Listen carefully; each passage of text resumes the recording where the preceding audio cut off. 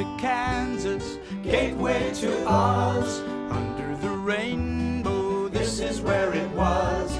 Hollyhocks and red ripe tomatoes, hand-churned homemade ice cream. Let me tell you, Kansas is more than tornadoes. It's the best part of Dorothy's dream. Today Around Kansas starts with the hedge apples, the bright green fruit of the Osage Orange tree, and its importance in Kansas as a shelter belt. Next, we'll take a look at the life of Kenneth Adams, a native Kansan, and the last member of the renowned Taos Society of Artists. Then enjoy a poem from Ron Wilson, and we'll end with a story about elk at Fort Riley. Closed captioning brought to you by Kansas Soybean Commission. The Soybean Checkoff Progress, powered by Kansas farmers. This segment is brought to you by Brown Chevrolet Buick in Wamego, just a short drive down the yellow brick road. Well, good morning. It's early in the morning, of course, on Wednesday, so it must be Around Kansas on Wednesday morning. I'm Frank. I'm Deb. Good to see you all this morning. And as you can see, we still don't have coffee. Somebody's going to bring us coffee one of these days. Actually, mine is under the chair. I didn't bring Frank any, but I got mine under the chair. Talk on it. I know. I tried to sneak it past you. Of course, today you can see the beautiful fireplace behind us, and of course it's at the Dillon House, which is across from the state capitol here in Topeka. And we do the show from there because they're so gracious to let us move around in here. We've done it from the stairway, and we've done it from a dining room. And I mean, we talked about we're getting close to Halloween, so we need to do one in the basement. Oh man, or in the attic or something cool. Yeah, there's got to be some ghost stories here at the Dillon House. We're gonna do some ghost stories next week, so make sure you join us next Wednesday morning. Won't that be fun? It will be fun. Yes, it'll be a lot of fun. So I've been on the road a lot, Frank. Yes, you have. Where have you been? You know what? You've been west. In the last couple of months, I think I've traveled nearly 10,000 miles. In Kansas? Well, a lot of that was in Kansas. Yeah, that's some right. of it went past, but actually a lot of it was in Kansas, back and forth. This weekend is, I think it's the Fall Festival is what they call it, in McCracken. And you were just saying you've never been to McCracken. Well, isn't a McCracken that thing that comes out and grabs? Oh, no, I think that's just a kraken. Okay. A McCracken would be like a Scottish kraken or something. Okay. So Here we go. with a Mac on the front. No, really. I mean, I have no idea. And sorry, McCracken people, but I do not know where it is. This is a learning opportunity. It's southwest of Hayes, and it's just a wonderful little community. It's a very small community, and a lot of the folks, like my good friend Rose Deal, you remember Rose? Okay, Rose grew up in McCracken. Really? Yes, and her brother Tim Ruiz is a really good friend through the history world and has been for a long time. So Rose and her husband Les have let me use their place there in McCracken, traveling back and forth. And she had me come out and speak to their library group. She's on the board of the library there. Huge crowd. Of course, it was me and a potato bar. There was an extra inducement. What? A potato bar? A baked potato bar. I think it was like $5, and you got a loaded potato or whatever. It was awesome. It was such a great group of folks. They've got a wonderful community. So anytime that community gets together and does something, the participation's amazing. I mean, it really is such a great group of people. And a lot of people like Rose, who has moved away, they've gone back and they have a home there, and of course your mom's still there. They've still got family and everything, but they, keep the town alive. McCracken. Had to invite Frank out. Frank and the potato bar. That would be great. We'll be back.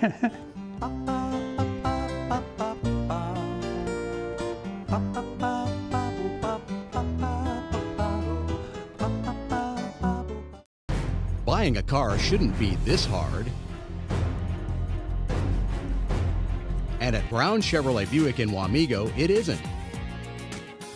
It's actually awesome. Whether you want a new or used car or truck, Toby's team can make the deal.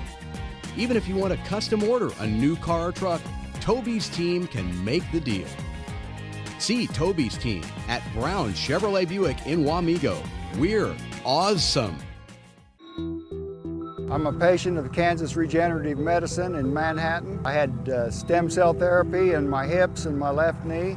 My wife and I both are patients. We went down there the same day in November. Since then, my hips are feeling a lot better. I can work now most of the day if I want to. And before, if I worked in the morning, I was done in the afternoon, or if I worked in the afternoon, I was sure enough done for the rest of the day. Tallgrass Commodities offers producers bulk commodities at a reasonable price with reliable service throughout the whole Midwest. To find out more about Tallgrass Commodities, visit tallgrass.us or call 785-494-8484. To see this show and past episodes of Ag AM in Kansas, go online to agaminkansas.com. This segment brought to you by Kansas Regenerative Medicine. Your stem cells, your health, your life. And we're back. So, McCracken. Okay. McCracken, yeah. Well, now, you know, we're in fall, of course, and you know, when I was growing up, I grew up in Newton, Kansas, and of course, there was a lot of going out into the fields and all of that during fall, and in Kansas, to break the wind, they planted a lot of trees, right. Hedge trees. Well, the thing is, they have these things called hedge balls, and you know, there are a lot of rumors about the uses of them. People would put them in their basements to keep the bugs out. Now, whether that is true or not, I don't know, but people would do that. And the thing is they always said, because we would like to throw them at each other and all that, which was not a good thing. And of course, our parents would say, well, you don't want to get hit by one because it'll leave a mark and it won't go away. And so anyway. So you're right. The most common use for hedge apples may be pretty violent, actually. Let's take a look. Driving through Kansas in the fall, there is almost nowhere in the state that bright green fruits of the Osage Orange aren't littering the ground. Gathered by many folks to repel spiders and other insects, they are also used for autumn decorations. While Osage Orange may have once spanned the breadth of eastern North America, in pre-Columbian times it was limited to the Red River Basin of Texas, Oklahoma, and Arkansas. In the 1800s, they were planted as a living fence or hedge along the boundaries of farms. The sharp-thorned hedges were pruned to promote bushy growth. The criteria for a good hedge made with the Osage Orange tree was horse-high, bull-strong, and hog-tight. The invention of barbed wire in the 1880s led to lesser use of the hedge, except as fence post, until President Franklin Roosevelt's Great Plains Shelter Belt, WPA project in the 1930s. It was an ambitious plan to modify weather and prevent soil erosion in the Great Plains states. By 1942, more than 30,000 shelter belts containing 220 million trees that stretched for more than 18,000 miles were planted. When dried, the wood has the highest BTU content of any commonly available North American wood and burns long and hot. The heavy, close-grained yellow-orange wood is very dense and is prized for tool handles, fence posts, and other applications requiring a wood that withstands rot. American Indians valued the wood for making bows. Some reports from the early 19th century indicate that a good Osage bow was worth more than a horse and blanket.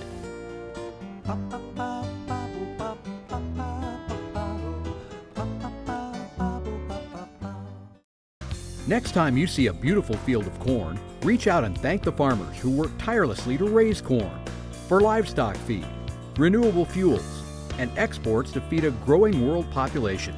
The farmers on the Kansas Corn Commission work for Kansas Corn with grower-funded checkoff dollars that support foreign and domestic market development, research, promotion, and education to expand opportunities for Kansas farmers.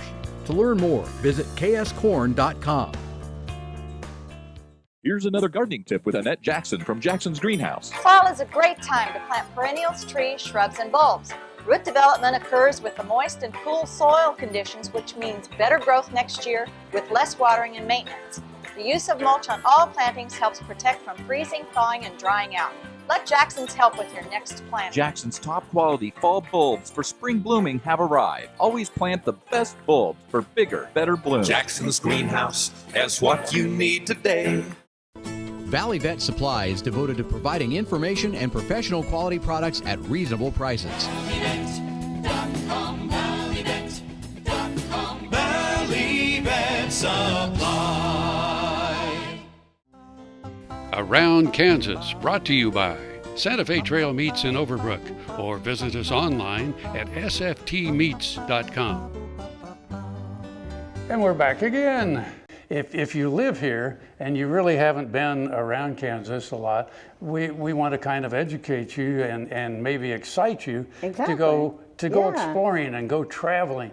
Here recently, a friend of mine was inducted into the Topeka High Wall of Fame. She lives in Canada now, but she is an author. She happens to also be married to an author, the guy who wrote the English Patient.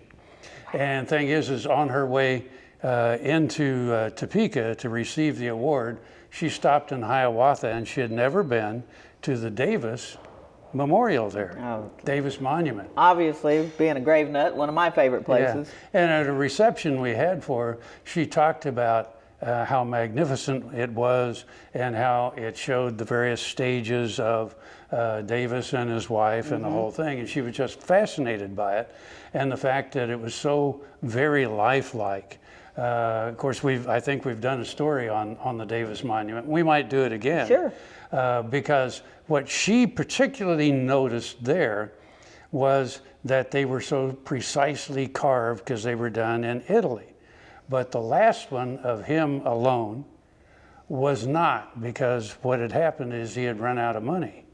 And so he did the best he could with the money left over. But you see the various stages. Anyway, we got off on that. But the thing is Kansas really has so many interesting people, incredibly places, talented, and things. And that's what makes this exciting for us to do this. And talking about people, this next story, I must admit, is about someone that I really didn't know about. And he is a renowned artist who grew up in Kansas, went to New York, and then to Taos, New Mexico. And so, anyway, let's take a look. In 1926, Kenneth Adams became the last member elected to the renowned Taos Society of Artists. The group disbanded in 1927, leaving Adams to pass the baton to the second generation of Taos artists. Adams, a native of Topeka, Kansas, made his way just after World War I to New York, where he pursued his studies at the Art Students League. He met and studied with Andrew Dasberg at Woodstock, New York. Through the Art Students League summer program, and a friendship and artistic kinship developed between them. By 1924, Dasberg had moved to Santa Fe, and Adams joined him in the region, which was to become synonymous with his work. Though Dasberg, Adams made contact with Walter Ufer of Taos. He then moved to Taos and began his association with the Taos Society of Artists. From a stylistic point of view, Adams painted in the same conservative, fundamentally representational vein as did the other Taos artists in the mid-1920s. But he didn't follow their inclination toward the picturesque or the sentimental.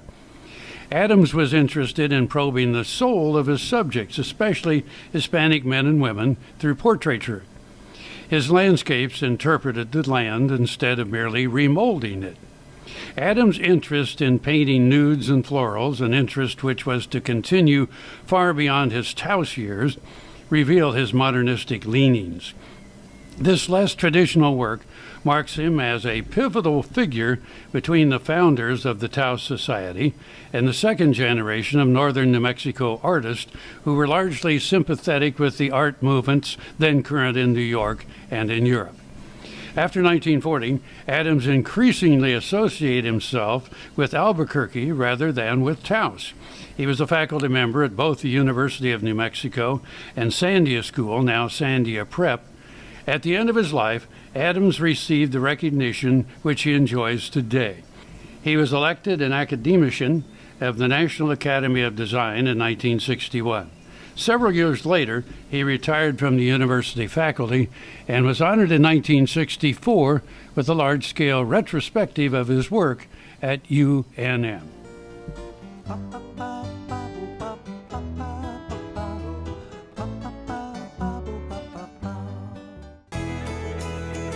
Biodiesel made from sustainable resources is diversifying our fuel supply. This year, biodiesel will displace over 1 billion gallons of fossil fuel nationwide. It's making our economy stronger and our communities healthier. It's working here and across America. Get biodiesel going in your community. Visit americasadvancedbiofuel.com.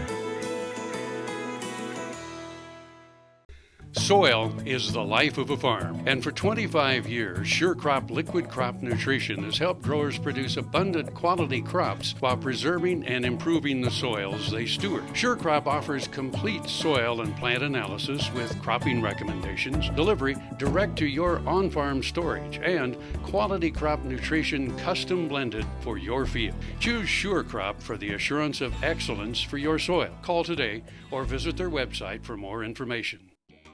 The Kansas Wheat Innovation Center in Manhattan is rediscovering ways to get improved varieties and new genetics in the hands of farmers faster. Grower-led and checkoff-funded research initiatives are bringing about positive change. This grassroots leadership provides a strong voice in Topeka and Washington, D.C. Now is the time to partner with Kansas Wheat in moving wheat forward. Kansas Wheat Commission and Kansas Association of Wheat Growers. Farmers investing in their future and yours. Log on to rediscoverwheat.org. This segment is brought to you by the Kansas Soybean Commission, the Soybean Checkoff, progress powered by Kansas farmers. Modern society has become very removed from agriculture. Some modern consumers think their food just comes from the store and don't make the connection to the farmers and ranchers who are the original source of that production. Someone came up with the phrase I like, if you eat, you are involved in agriculture. This is a poem I wrote titled, Give Thanks 3 Times a Day. Each one of us should be thankful all day long for the blessings our good Lord has brought along, but I'm especially thankful when I take my mealtime seat for the farmers and ranchers who bring us food to eat. Our farmers work hard to produce a crop with yields that they will try to top. We're blessed as we sit down to eat that farmers grow corn, soybeans, and wheat. When we want a healthy drink as smooth as silk, dairy farmers give us good fresh milk. Livestock producers are another winner, providing healthy protein for breakfast, lunch, and dinner.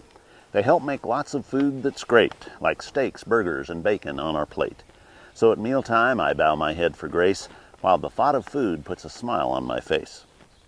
For all the good food they bring our way, if you eat, you can thank a farmer or a rancher today. Happy trails. Heinen Brothers, a fourth-generation Northeast Kansas farm family, knows how tough farming can be. Farmers helping farmers.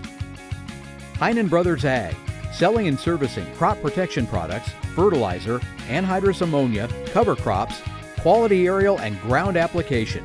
Call today to learn about our extended term financing program. 800-760-4964. HeinenBrothersAg.com.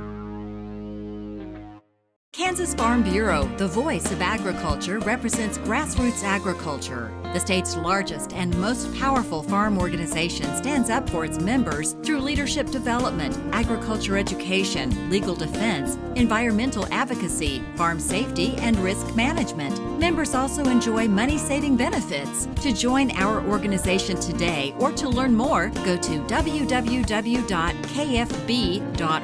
or find us on Facebook and Twitter. Around Kansas, brought to you by Kansas Farm Bureau, the voice of agriculture. Go to kfb.org or find us on Facebook and Twitter. So welcome back, folks, and I love viewing the wildlife as you go around Kansas, and far western Kansas, just outside of Atwood, Jeff and Alice Hill used to live out there, and I think they've moved south to be with their grandkids now. But on their ranch, which bordered on Colorado, Jeff told me was the only natural elk herd in Kansas. So the elk used to be everywhere. When Lewis and Clark came through, heck, everything. You know, you couldn't walk without bumping into a bear or an elk or, you know, bison or something. And of course, the thousands of settlers that came through kind of took care of that. But there are, when I was researching this story, a lot of elk in Kansas now. Well, there's a lot of conservation going on because the buffalo herds have come back. Of course, deer, or we need to import some wolves or something. Sorry, hunters. Bambi is the most dangerous animal. What? Yeah. Is it like 10,000 car accidents a year or something just in Kansas? You have a 1 in 5 chance of hitting a deer. A 1 in 5 chance. So, that's crazy. Yeah. I mean, it's crazy. So when you're going down the, you know, like a 2-lane road, especially if you have trees on either side, that's when they'll start watching the tree line, because they come out and they run from one tree line to the other. Yeah. So anyway, well, be very careful. So far, the elk car accidents haven't escalated to that. There aren't many trees out there. There aren't many trees, that's right. No place for them to hide. That's why elk are out there. And they're so doggone big. You know, they almost twice as big, maybe, as the deer would be, something like that. Yeah, they're pretty big animals. See how interesting Kansas is? I mean, there's just no end to it. No end to the great stories. I mean, we have gray squirrels in the eastern part of the state, red squirrels here, and then we have deer here, and they have elk out there, and it's just all kinds of stuff. Black squirrels in Marysville? Yeah. Yeah. Go back and archive that story. You know, and if there's stories, if you got something unusual that you want to share with us or make us aware of, you know, let us know. You can find us on Facebook. You can find our emails there. Share our Facebook stories. You know, we got a YouTube channel. Do you know that? We got a YouTube channel. So you can go to YouTube. I'm not sure exactly how it works, but you can go to YouTube and find our stories, and feel free to share them. That's what it's all about. You know, we want to get those great things out there, and you know, send them to your friends. We've got friends. We might have talked about this one day, watching, you know, in Europe and different places. And when I was in New Mexico a couple of weeks ago, visiting with a lot of friends, and they're talking about, you know, how can I watch your show online? Is this a great country or what? Yeah. Stay tuned. When the Plains tribes ruled the prairies, bison were not the only big game populating the grasslands. Elk were common in pre-settlement Kansas, but were extirpated at the turn of the century, meaning they were not extinct, but no longer native to the area. However, a small herd was maintained at the Maxwell Wildlife Area near McPherson. The 2,200-acre enclosure is operated as a refuge and also features bison. In 1981, elk from Maxwell were released at the Cimarron National Grassland, and that herd was free-ranging. To keep that herd from growing too big and causing crop damage, a limited resident-only season was opened in 1987. Later in the 1980s, elk were captured at Maxwell and released on the Fort Riley Military Reservation. That herd is also free-ranging, and a season was established for the fort in 1990. Today, elk are primarily hunted on and around Fort Riley, but individual elk or small herds may be found at other locations around the state, and hunting is permitted everywhere except a portion of Morton County. About 900 applications are received for the 20 or so permits allotted each year, and they are divided among military personnel and Kansas residents. There are more than 50 breeders in the state, many of whom offer some kind of hunting on their property. Oh, I think we just have way too much fun. So anyway. I'm glad you can join us for it too. We love having you with us. So share the word, pass the word. I'm Frank. I'm Deb. And we'll see you somewhere around Kansas. Closed captioning brought to you by Kansas Soybean Commission. The Soybean Checkoff Progress, powered by Kansas farmers. Homemade ice cream. Let me tell you, Kansas is more than tornadoes. We're the best part of Dorothy's dream. We're the best part of Dorothy's dream. Watch Ag AM in Kansas online at agaminkansas.com.